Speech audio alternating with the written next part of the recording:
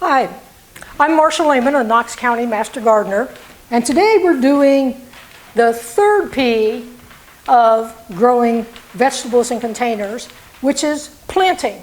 But first, I want to apologize. At the tail end of part 2 on prepping your mix, I was so focused on what was going on in the wheelbarrow and filling this container that I ended up being the headless I was the talking head without a head. So I apologize that you couldn't see my face at the tail end of that video. So we're not going to do that in this step. This is step 3.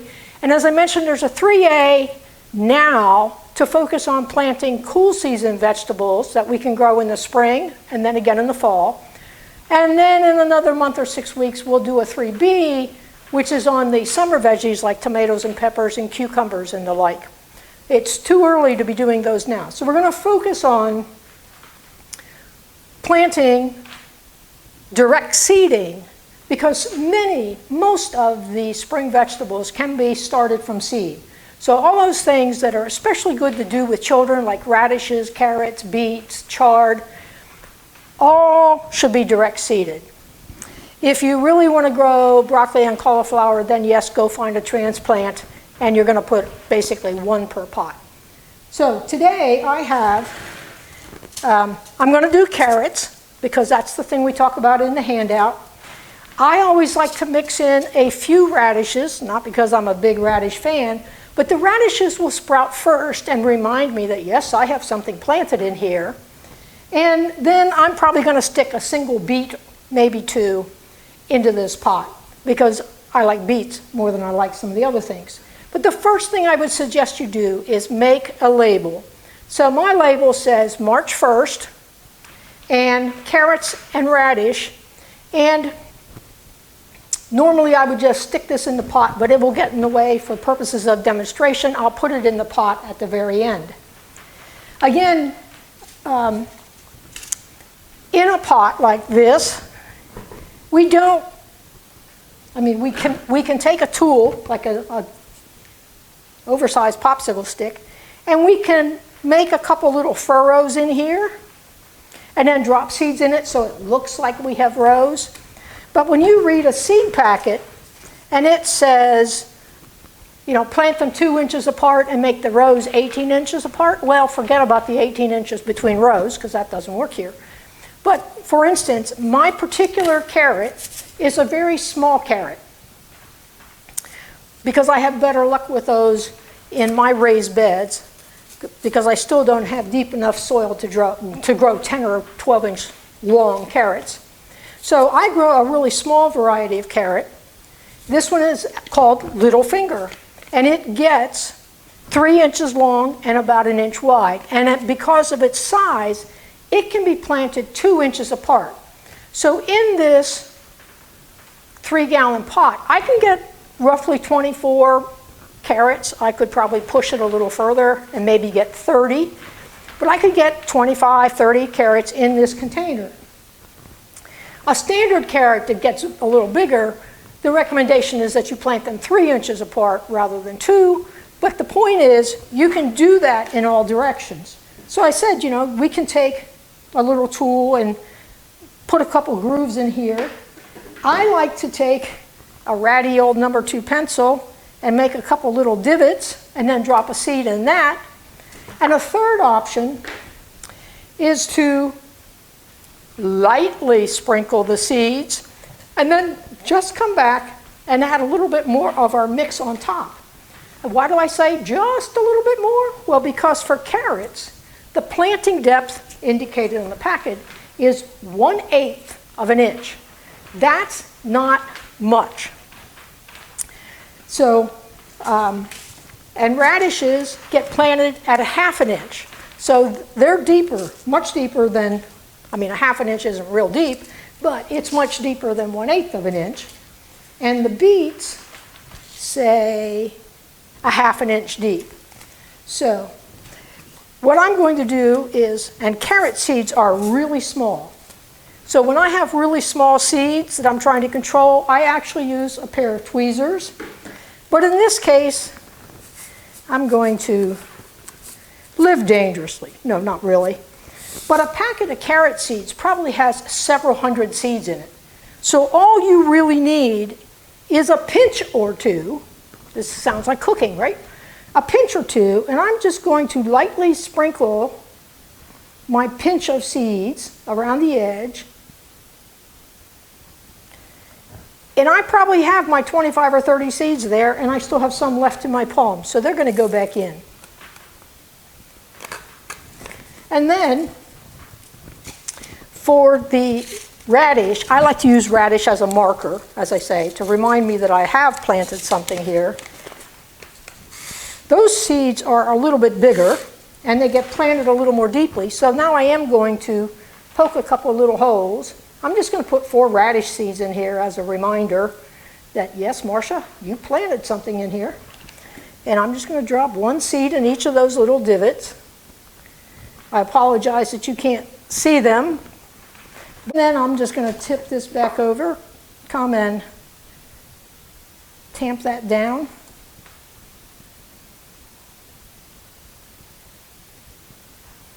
And then in the very center, I'm going to make another divot. And I'll tell you what I'm going to put there. I'm going to put a beet seed in the very middle. Now, beet seeds, if you look at them closely, look like a miniature brown, wadded up piece of paper. They're all crinkly, wrinkly. And the reason for that is this is not really a beet seed. It is a beet seed cluster. So if you've ever planted beets in the past and you were so diligent about getting each of these 3 inches apart in your garden or in your container, and you had multiples coming up and you're saying, who dropped 2 seeds in there? Well, no, there were 2 seeds in the cluster. So it's not uncommon to get multiples to pop up where you put 1 beet seed in because it's truly a beet seed cluster. So I'm going to drop that one in the center divot I made because it gets a 1/2 inch deep. So the things that get the 1/2 inch, the radish and the beets, I poked holes and I put those in and I tamped them down. I still have my sprinkling of carrot seeds all around the top. And what I'm going to do there is just add a small layer. Remember, I planted those around the edge. So I've only put a little bit of that back in there. And then seeds need good contact with the soil.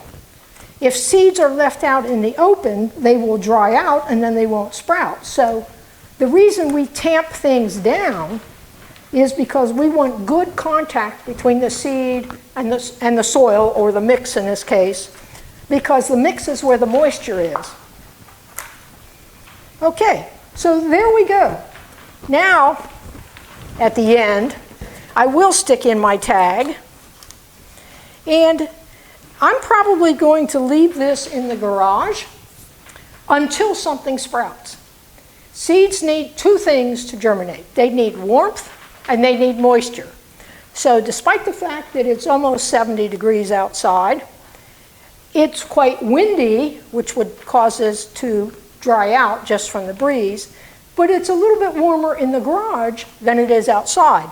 So I've got plenty of moisture in this mix, remember, because I mixed it up until I could just squeeze some drops of water out of it. It is warm in the garage. Let's see, the radish seeds, different packets tell you different things, so always read the packet. But the radish seed says it will germinate with soil temperatures ranging from 45 to 90. Now at 45, it's not going to be 100% germination. At 90 degrees, it's not going to be 100% germination. But you will get germination in that range, and the sweet spot is probably somewhere in the middle, between 50 and 60 degrees, which is still fairly cool soil temperatures. That's why they're cool season crops. On the carrot seeds, it didn't give me a soil temperature. So one of the other things I like to emphasize is, regardless, let's see, each of these came from a different company. Different companies put different information on the packages. Again, the front is usually a pretty picture. All the really good information is usually on the back. So, you know, one manufacturer tells you the soil temperature, they all tell you how deep. This one says germination, 4 to 12 days on the radish. The radish, I am willing to bet, will be the first thing to pop up. The beet will probably be second, and carrots, oh man, they can take a while. This packet doesn't indicate, but my past experience has been carrots can easily take 2 weeks to germinate. So you've got to be patient, and that's why I plant something else with them, just as a reminder of I did not accidentally set a pot of mix out without putting seeds in it. If something sprouts in here, then I know it has been planted. So different companies will give you different information. They will all tell you how deep to plant them, how far apart to plant them, but some will give you things like days to maturity, so you have some idea when to harvest. They'll give you the preferred soil temperature, how long you might have to wait. Most will tell you how big they get, and it can be a bit redundant, but some will tell you, do they need sun or shade? Well, most vegetables need sun. So that's it for planting. If there's one thing you want to take away from this third P of planting your cool season, particularly seeds, is read the packet. And please don't buy the 50-cent pack at a dollar store or a discount store, because those packets tend to have the least information, and in many cases they are a second quality seed. So spend a little bit more money, get a packet of good seeds, and as the handout describes, just as seeds need warmth and moisture to germinate, your leftover seeds can be good for multiple years, provided that you store them in just the opposite conditions. So if seeds need warmth and moisture to germinate, then to store seeds and keep them good to use in the future, it needs to be cool and dry. And cool can simply be in your air-conditioned home. Dry, I usually put mine in like a little Rubbermaid food container that seals, keeps out air. So that keeps them dry. It doesn't let moisture in. And many of my seed packets are dated 2018, so they're now 3 years old. I may have to sow a little more heavily, but I'm still getting reasonable germination from 3-year-old seeds. If I stored them in the refrigerator, which some people do, I could have them last even longer. But generally within 3 years, 4 at the outside, I have used the entire packet of seeds. But my point is they will last that long if you store them in cool and dry. They need warmth and moisture to germinate. They need cool and dry to last for several years. So that is the third P, planting.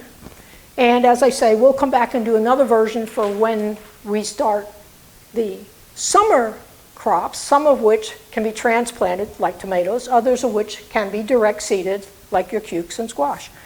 But that's it for today.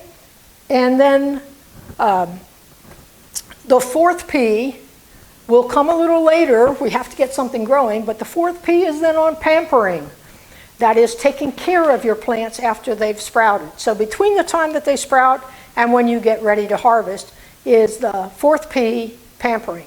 So come back and join us for that one. But most importantly, thank you for joining us today.